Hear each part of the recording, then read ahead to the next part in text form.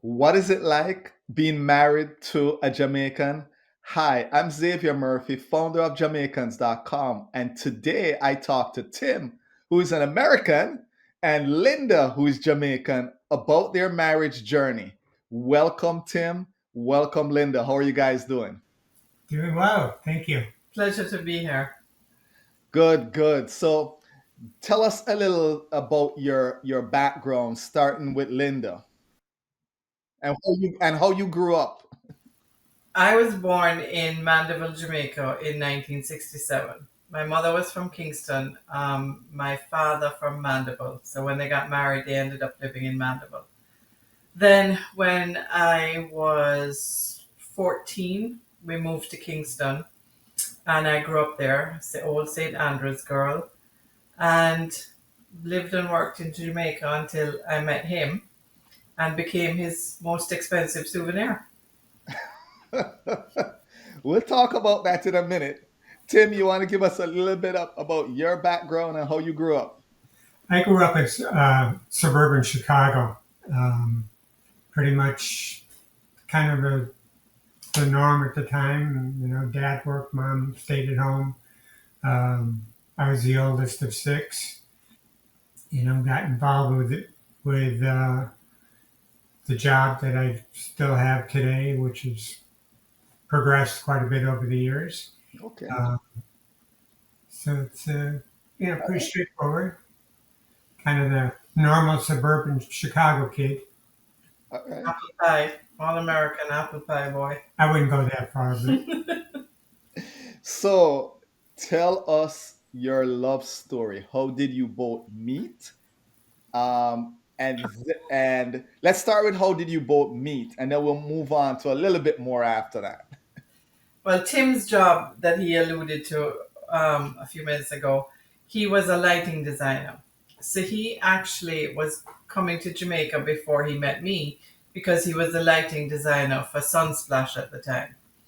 So he was in Montego Bay, then it was in Ocho Rios, then it was in Kingston. So I was the travel agent for Sunsplash. So we actually met the first time the show was in Ocho Rios.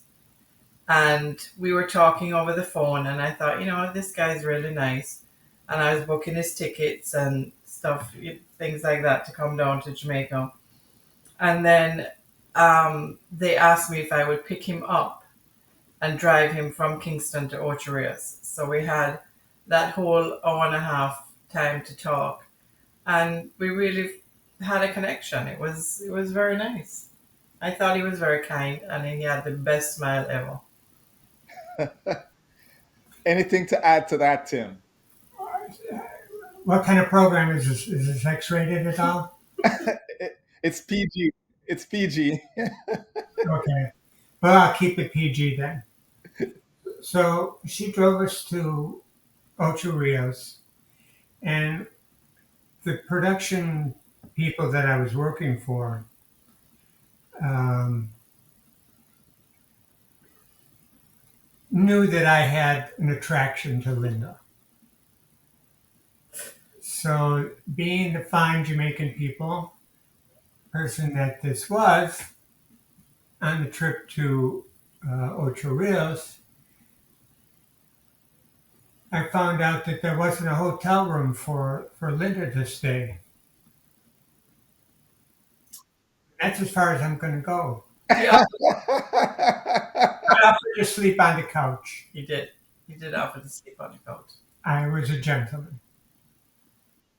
And we'll leave it at that.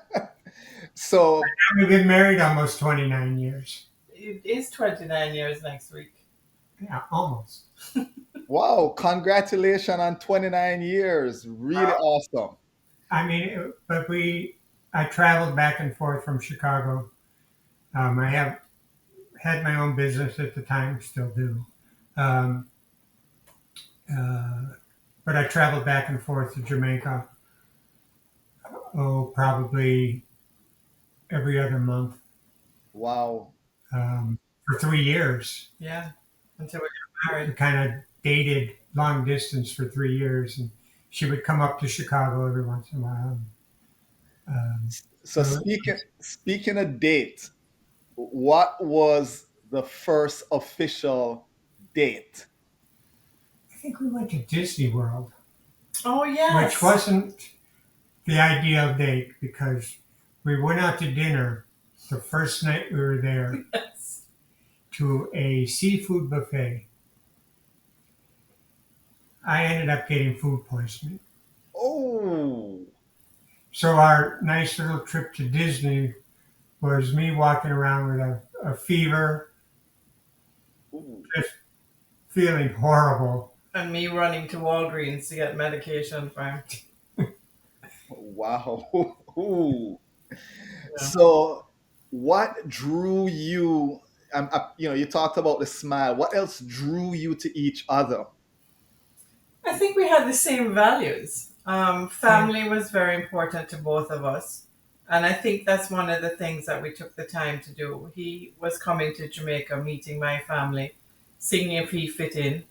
And I was doing the same with him, going to his family and, making sure that we all got along. And I remember my mother saying to me, this is kind of getting very serious. I think I need to go up there and make sure that they know how to use the knives and forks properly. Because I roll number one. Um, it was just, they were getting to know me, I was getting to know them, and he was getting to know my family, they were getting to know him. And they adored him. I mean, there was not one member of my family that didn't think that he was amazing. So I don't know if his family felt the same way, but Well, I think so. All right. Yeah. No, thanks for the love story again. Happy anniversary coming up. Um, did you have any cultural differences that played a role in any misunderstanding while you two were kind of courting or even in a marriage? I think the only, if you even want to call it cultural thing, was the way we grew up. Um, I grew up as kind of the stereotypical times of the my I grew up. I was born in 1956, so I lived through the 60s and 70s. That cultural U.S. cultural thing, and grew up during those times. Where what I know of Lynda, she grew up with I didn't have a nanny, I didn't have this, and that's one of the cultural things of Jamaica, I believe at the time. Um, the kind of difference we had, where there was things that a nanny did for her, that those kind of things. So it was not really something to get used to, but it Just a was. different upbringing. But is there, for example, is there like something that Linda may have said or you may have said, and we're like, okay, we're talking we understand it differently, or she uses an expression that you're like, what's that expression means? You know what I'm saying? My favorite one, soon come. I've lived it. Well, probably before even Linda, if you're working at the Sunsplash and doing lighting there, you probably heard that one quite a few times. Quite a few times. Linda, was there anything for you that you came up and you're like, this is a little different than? they in Chicago they end the sentence with the word with. Are you coming with? That drives me insane. Finish the sentence.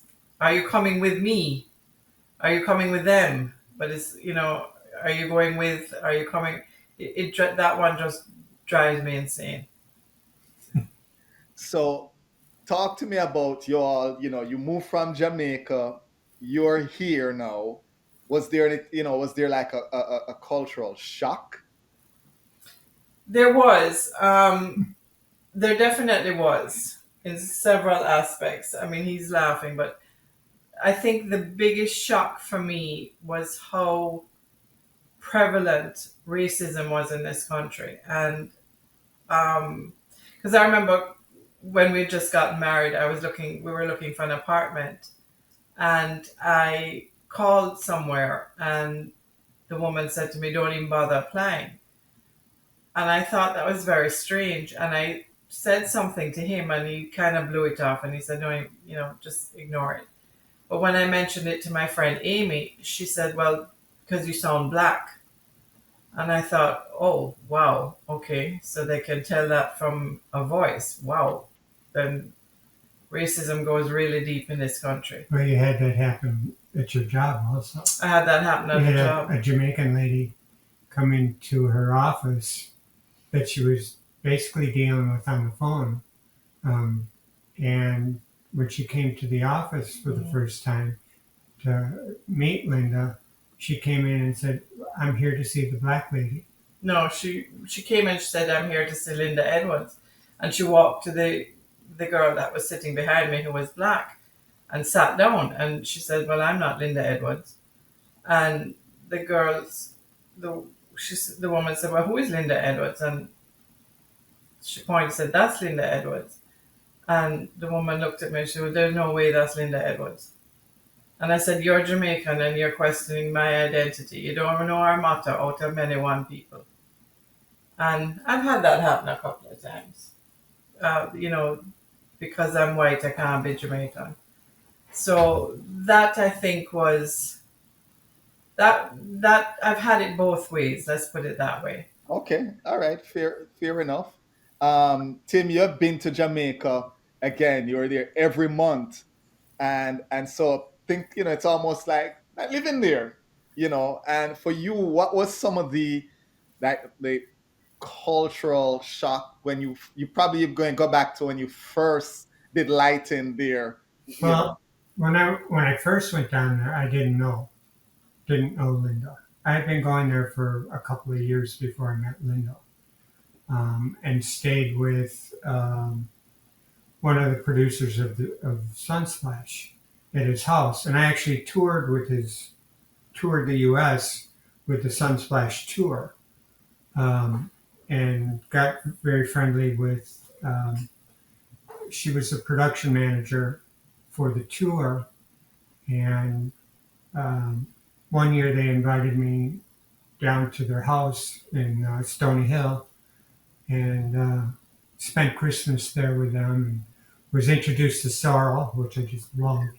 Uh, Christmas in Jamaica, by the way, Christmas in Jamaica is the best. But yeah, so it's more of a spiritual thing in Jamaica than it is the commercial thing that it is yeah, here. and that's what really hit hard, the commercialism coming back to that. Yeah, I couldn't embrace Christmas in the U.S. with the commercialism after that. yeah. No, I hear you. So you mentioned food a little bit. So Tim, what was your first reaction to Jamaican food?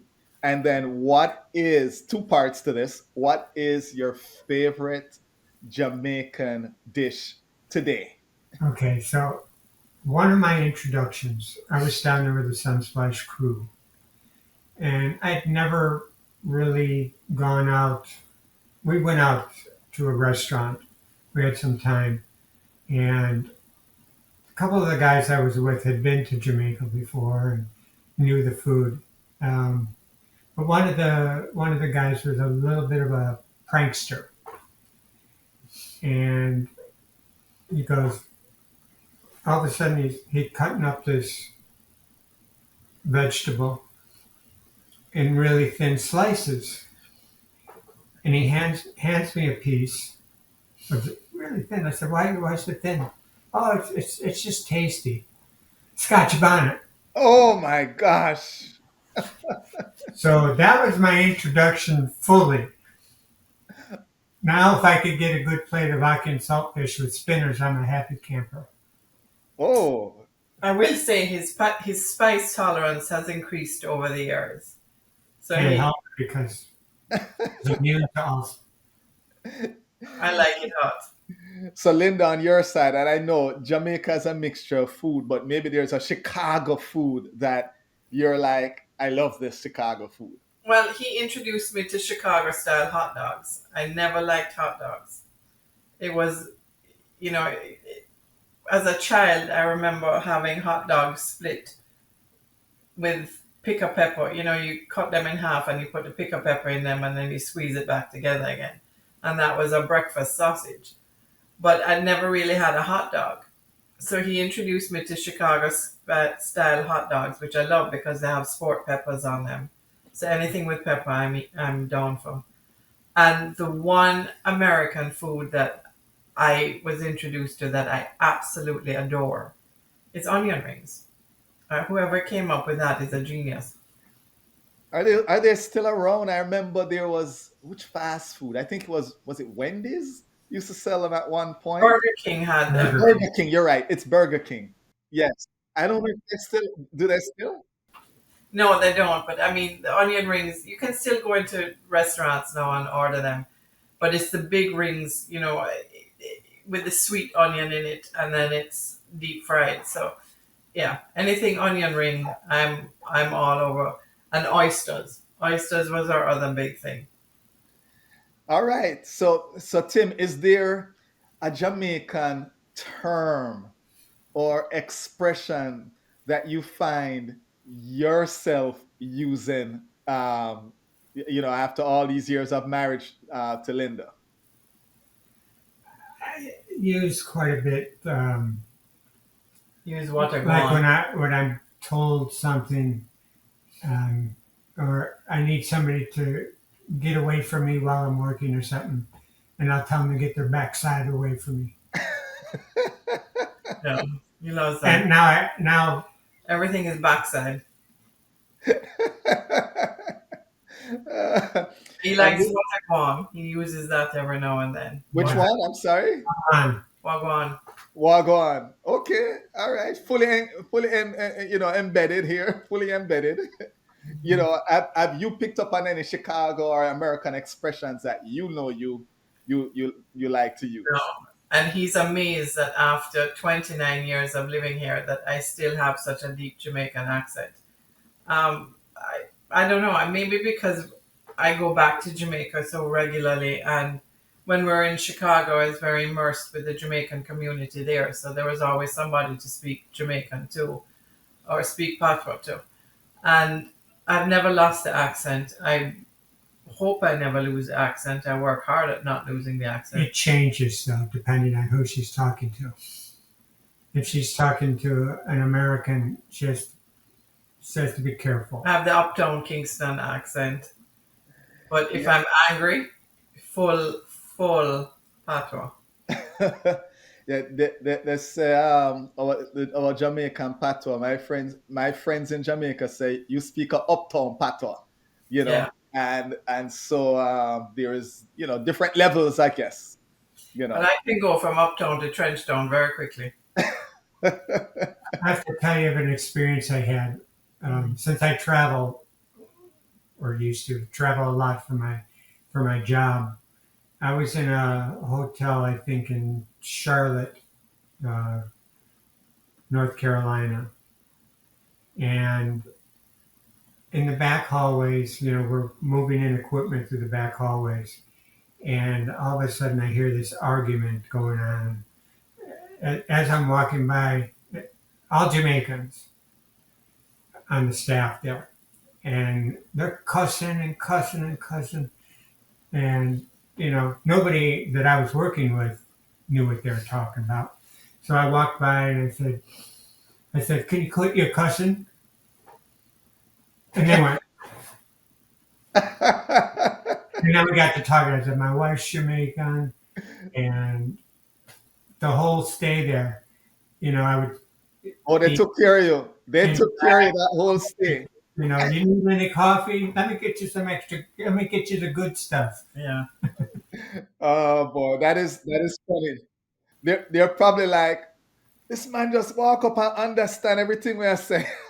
Yeah, yeah. There were a lot of clots involved.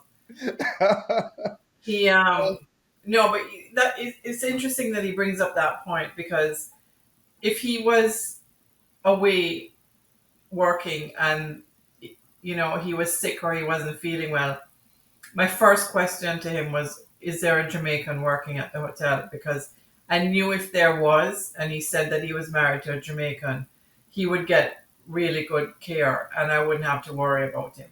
So that was something that I always kept in the back of my mind, that tradition that we recognize our own and we take care of our own. And we've had several circumstances like that. I remember when the bobsled team came to Chicago, they were getting some award and they didn't have suits. So they kind of went through Tim's closet and they took his wedding suit. One of them took his wedding suit. But it's things like that, that we help each other out. That Jamaican standard, that was something that helped me when he was working, that I knew somebody, if there was a Jamaican there, he'd be all right and I didn't have to worry. Nice, nice. So I know, Tim, you visited Jamaica. Linda, you visited, Tim's hometown, Chicago. Mm. Was there something, Linda, that you wanted Tim to experience in Jamaica, with you, that he got to do it, or you have to plan that out in the future?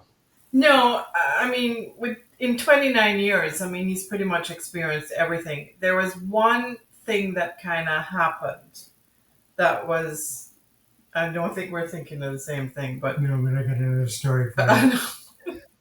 yeah, there's a lot. Um, you know, we have a beach house down on the south coast of Jamaica, and it was never really my favorite place. My father loved it, and he would drag us down there every chance he got, and I just, it was not my idea of a good time. And seeing it through his eyes, I found a deeper appreciation of it. And funny enough, when I was writing my first book, Redemption Songs, that experience of not liking it, resenting it, but then coming to see it through his eyes and appreciating it for what it was, I was able to write about that. And it was very cathartic. It really helped me feel very differently about the place and about relationships that I had to that place. Nice, nice. The one thing for me is I never really experienced being a tourist. That's true.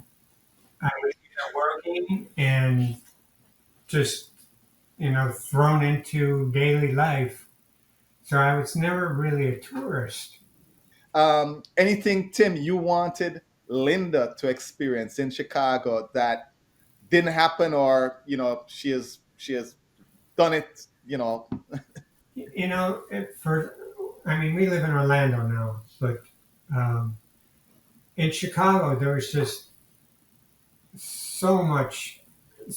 I always looked at it like this: Chicago is the best of New York and LA Mm.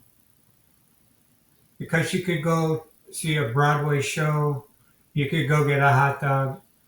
There was, sports. I don't know if we ever went to any We went sports. to a baseball game, Oh, we went to a baseball game. Yeah, and you told me you weren't taking me back because I started yelling at the umpire. yeah. She was a little vocal. Uh, that's par for the course, though.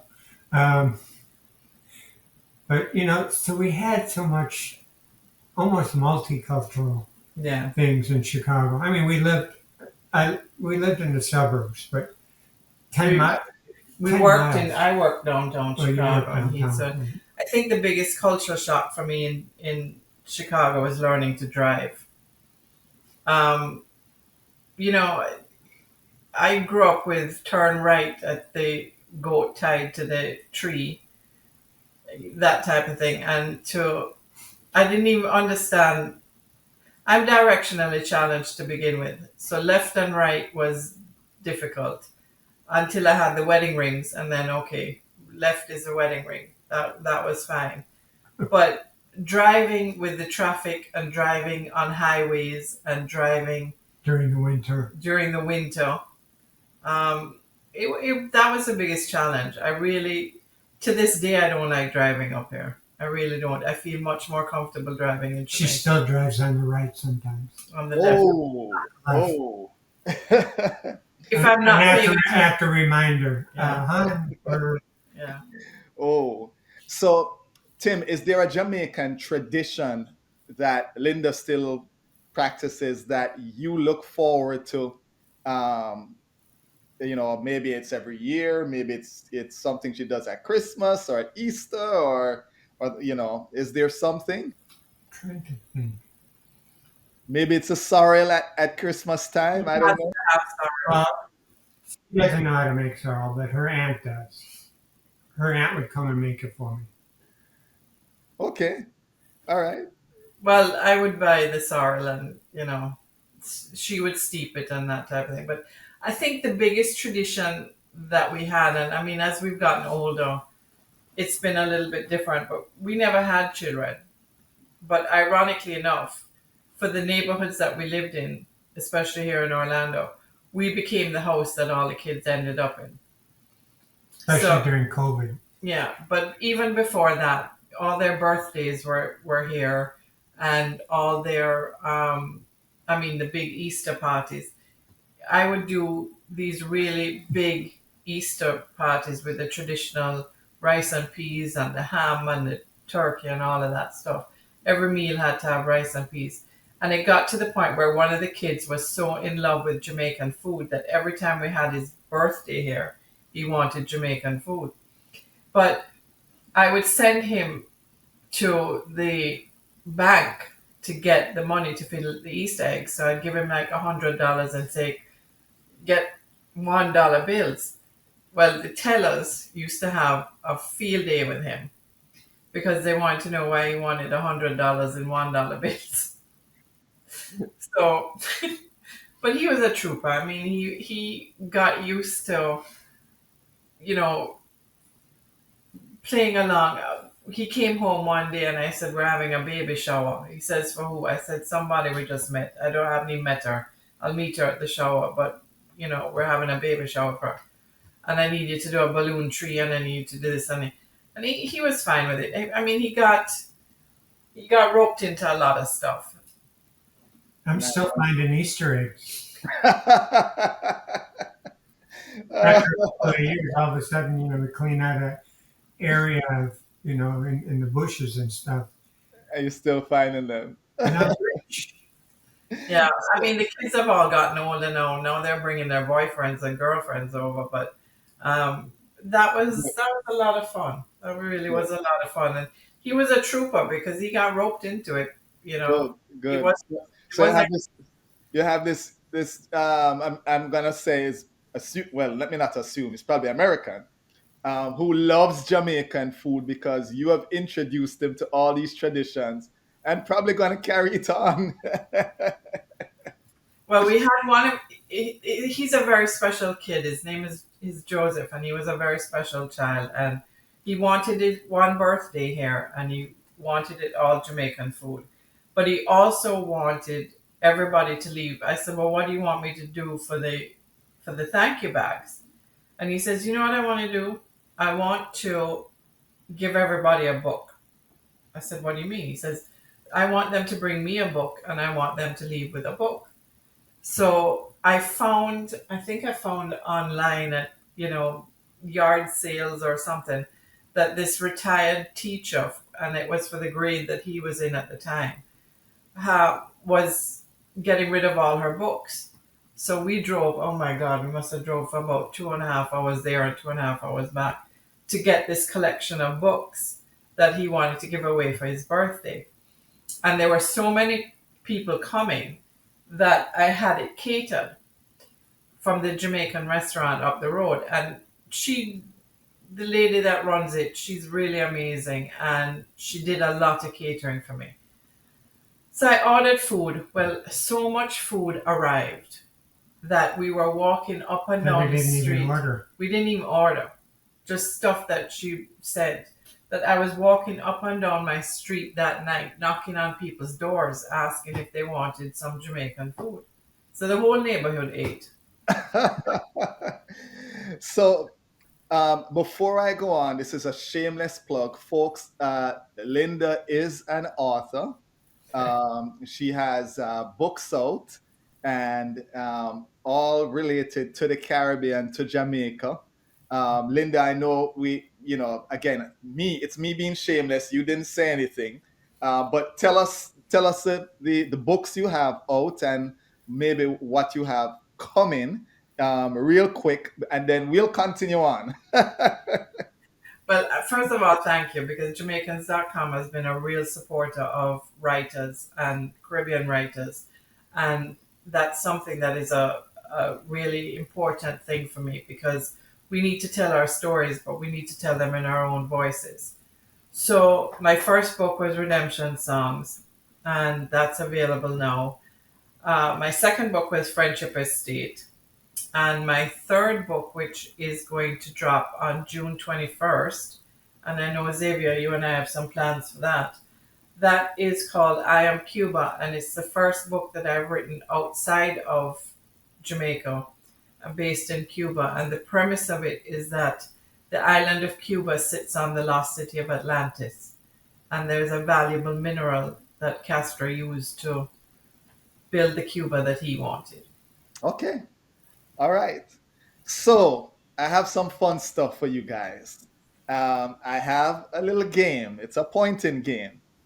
I'm gonna ask a question, and you are going to point to who the person that question either answers the question to an extent or relates to.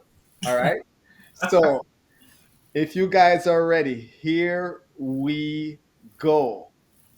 Who spends the most money? All right. Maybe let's clarify this. I spend the most in big item stuff. I can't, never sat down and figured it out. All But right. when you have Amazon here on a daily basis, not me. I think every husband could identify with Amazon box being there every day. So, but I will leave you all to discuss these afterwards. I just need you all to point. So the next question is, who is the better cook? All right. Who is most likely to lose their phone? Who is the better cuddler? Who is the worst singer?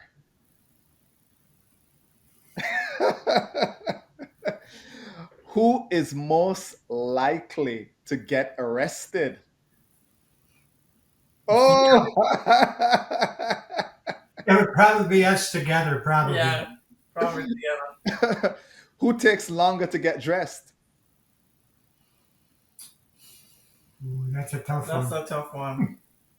All right, who is a social? Yeah, I would I say, take longer showers. yeah, I'm usually waiting for him. Who's a social butterfly? All right, all right. Thank you guys for playing along with the game. Y'all can discuss and argue over why did you point at me? No, we're pretty unanimous on Yeah. our. So here is a question I have for you guys. If there's a, and it's a question for Tim, actually. If there is a Jamaican superpower that you could get or you would wish for, what would that be?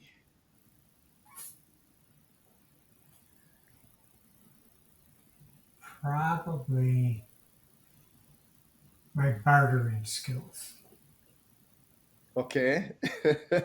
I'm, I'm, I gave up too easy. Okay. All So right. if I could get those down a little bit, I've been to enough markets in Jamaica, But if I see something, I'll pay for it. And I get so angry when he does that. I said, they would have accepted half rate. Well, I wanted it. I said they would have accepted half rate and you still would have gotten it. All right, the bargaining skills. All right.